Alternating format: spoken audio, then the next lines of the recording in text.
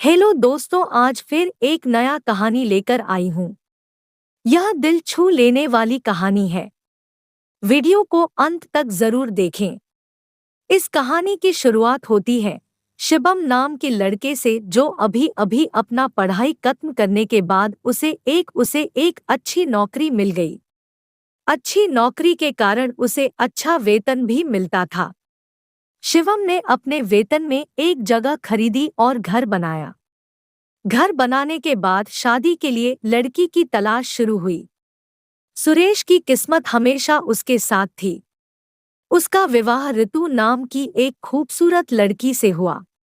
शादी होने तक सब कुछ अच्छा था, लेकिन शादी होने के बाद एक से एक समस्याएं बढ़ने लग। शिवम की मां को डर था कि उनकी बहू शादी बाद जॉब करने न लगे। आज वह ऐसा होता है, कहीं कहीं जगहों पे, फिर भी उन्होंने धैर्य से सभी समस्याओं का सामना किया। शादी के बाद के सभी काम अच्छे तरह से चलने लगे। शिवम और ऋतु की पहली रात की तैयारी के बाद सब लोग आराम करने गए।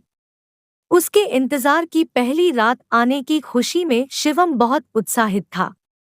लेकिन ऋतु पहली रात में ही उसके फेस का रंग सड़े हुए फूल की तरह दिखने लगी थी। आर्यन ने फूलों से सजे कमरे में ऋतु का इंतजार कर रहा था। कुछ देर के बाद सुहाग रात की कमरे में अंजलि का प्रवेश हुआ। ऋतु सुहाग रात के कमरे में आने के बाद शिवम का उत्साह दोगुना बढ़ गया। वो ऐसा बर्ताव करने लगा कि जैसे स्वर्ग के दरवाजे की चाबी अब उसके हाथ में है। अपनी सगाई के दिन से गीता की फोटो पर चूमों का बारिश बहाने वाला सुरेश को आज की सुहाग रात एक सुनहरा मौका दिया था। ऋतु को अपनी मजबूत बाहों में भर करके उसके साथ प्रेमलीला खेलने के लिए शिवम उत्सुक था। लेकिन ऋतु उसके जल्दबाजी को देखकर धीरे से रोने लगी।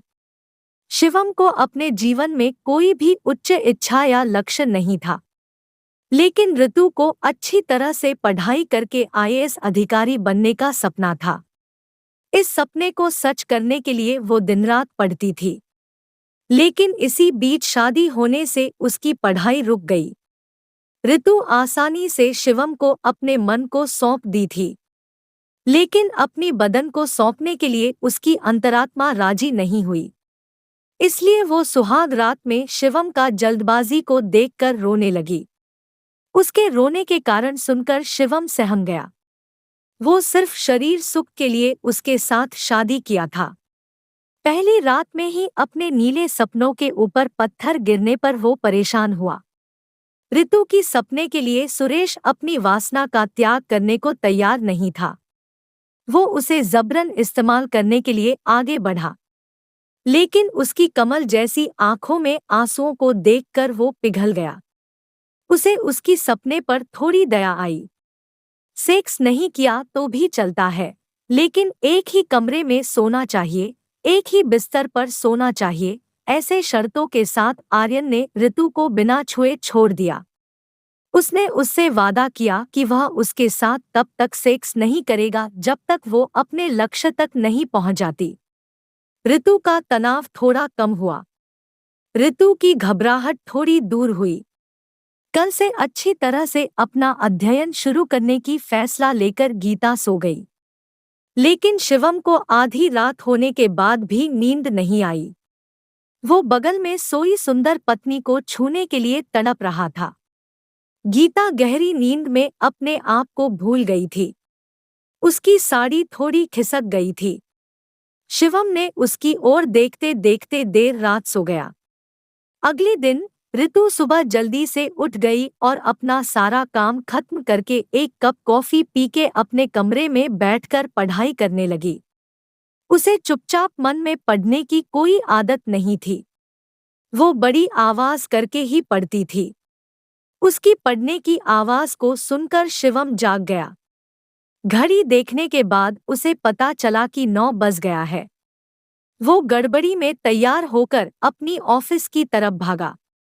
शिवम के मां को अपनी बहू पढ़ाई करके आईएएस अधिकारी बनना बिल्कुल ही पसंद नहीं था। वो चाहते थे कि ऋतु घर के काम करते हुए, बच्चों को संभालते हुए चुपचाप घर में पड़े रहे। हालांकि गीता घर के सारा काम करने के बाद ही पढ़ना शुरू करती थी, लेकिन उसकी सास यानी शिवम की मां जानबूझकर नए नए कामों को करने को कहते थे। ऐसे करके सकी पढ़ाई में टांग अड़ाते थे। लेकिन ऋतु ने ऐसे छोटे मुद्दों पर ध्यान नहीं दिया और अपनी पढ़ाई पर सारा ध्यान केंद्रित किया। शिवम की मां के कुटिल तंत्र गीता के ऊपर काम नहीं कर रहे थे, इसलिए उन्होंने उदास होकर अपनी बेटी के घर जाने की फैसला किया और जाते वक्त बहू पर बहुत सारे बुरे आरोप लगा के गए। अपनी मां घर छोड़ के जाने के बाद शिवम को बहुत बुरा लगा, लेकिन वो अपनी पत्नी को कुछ कहने का या करने का स्थिति में नहीं था, क्योंकि पहली रात में ही इतना कुछ हुआ कि उसे समझ ही नहीं आया।